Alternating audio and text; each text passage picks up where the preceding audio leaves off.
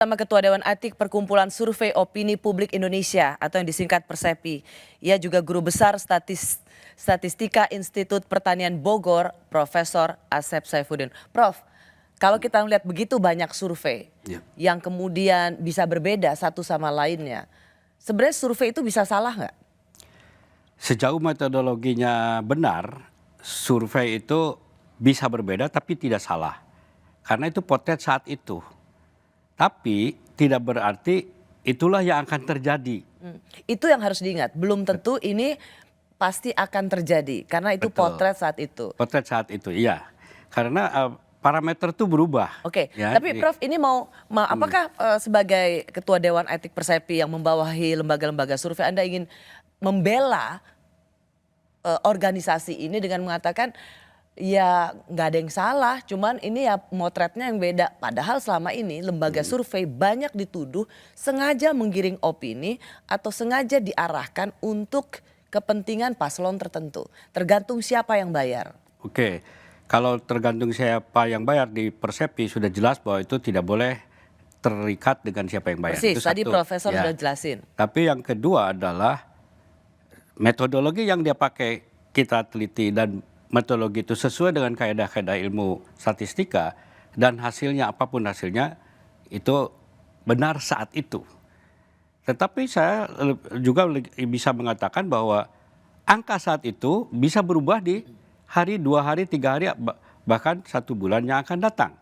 Karena itu ada yang disebut dengan ya moving parameter itu, parameternya berubah-ubah. Ya, tapi Sehingga, itu kan itu tidak menjawab apa yang Ya. misalnya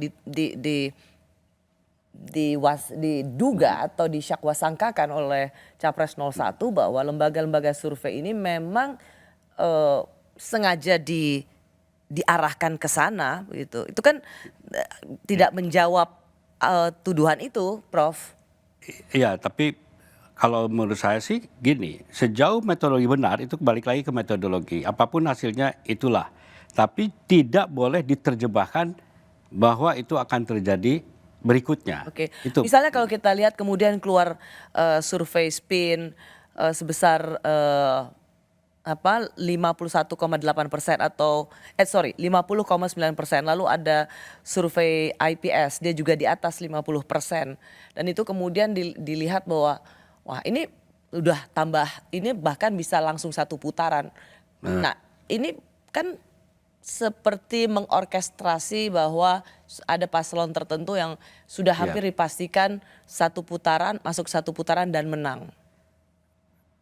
Kalau itu di lembaga survei bukan di bawah Persepi, saya tidak bisa mengontrol. Oke, jadi Anda mau bilang IPS survei SPIN ini yang mengeluarkan survei bahwa ada paslon tertentu di atas 50% bukan anggota Persepi, jadi Anda tidak bisa bertanggung jawab. Tidak bisa juga mengatakan itu salah itu atau benar. Saya harus lihat dulu bagaimana metodologinya itu ya. Tapi karena dia bukan anggota Persepi, saya juga tidak punya hak untuk mengambil mereka. Karena dia tidak ada di dalam grup kita gitu ya. Cuman ya saya tidak tahu bagaimana mereka melakukan itu. Tapi di dalam Persepi selalu kita tekankan bagaimana frame survei itu dimulai dengan yang namanya sampling frame, kerangka contohnya gitu. Nah, kerangka contoh itu dilakukan sebelum dilakukan ke bawah, turun ke bawah.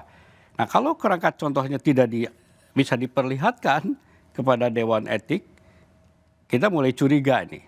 Nah, di situ masalahnya. Ya, karena kan sekali lagi ada beberapa misalnya kecurigaan lembaga survei yang menggiring opini 1 putaran. Ada juga lembaga survei yang dianggap murni melakukan survei menurut sesuai dengan realitas.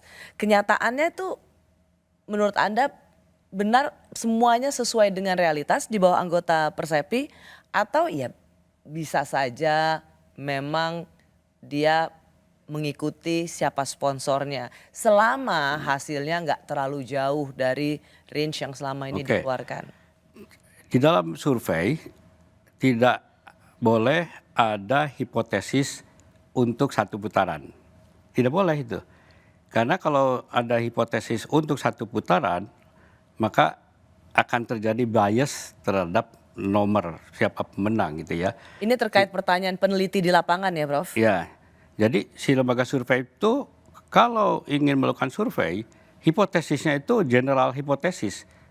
01 sama dengan 02 sama dengan 03. Itu general hipotesisnya. Sehingga di lapangan itu dia tidak punya tendensi untuk ke nol berapapun gitu.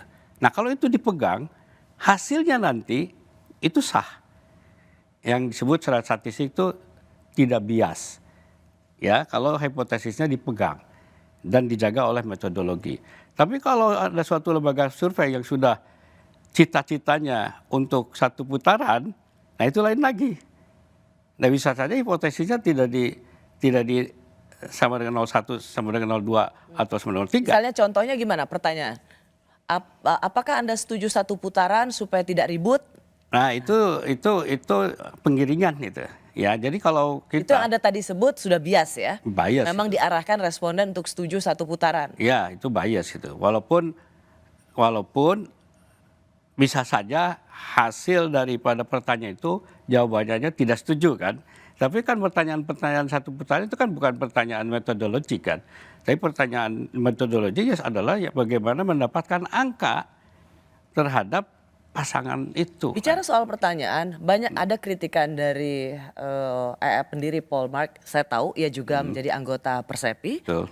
Ia mengkritik lembaga survei dari cara bertanya yang tidak memfollow up question atau tidak lagi meneruskan pertanyaan sehingga hanya puas dengan satu pertanyaan dan itu juga dianggap sangat tidak valid.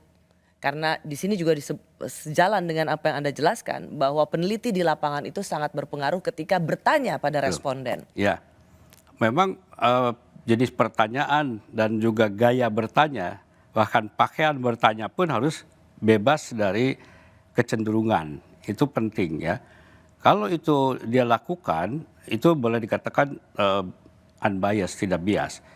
Nah, tetapi kalau pertanyaan yes itu bahwa hanya iya dan tidak didalami, saya merasa masih oke. Karena pendalaman itu adalah untuk analisis sebenarnya. Mengapa saya yes jawabannya atau mengapa saya tidak?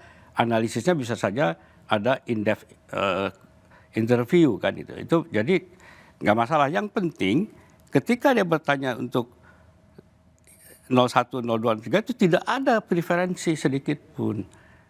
Berpakaian pun harus, ya kalau mereka pakaian sarung, ikutin pakai sarung sebenarnya. Ya. Supaya tidak ada bias dari atribut Ya. gitu. Jadi bias itu harus dihilangkan dari sejak awal mereka berada di lapangan bertemu dengan responden Ya. sampai bagaimana mereka Ya. mengolah data. Sehingga hasil yang keluar itu adalah murni fakta. Oke. Ya. Baik Prof, saya mau masuk pengalaman survei yang sudah makin akrab bagi para pembuat kebijakan di partai politik, pemerintahan maupun masyarakat. Tapi kita juga pernah punya pengalaman tentang quick count yang juga ditunggu-tunggu di hari hanya, tetapi pernah jadi persoalan yang cukup besar di masa lalu. Seperti apa quick count nanti di 2024 atau 14 Februari nanti, apakah bisa sangat aktual atau terjadi lagi seperti 2014?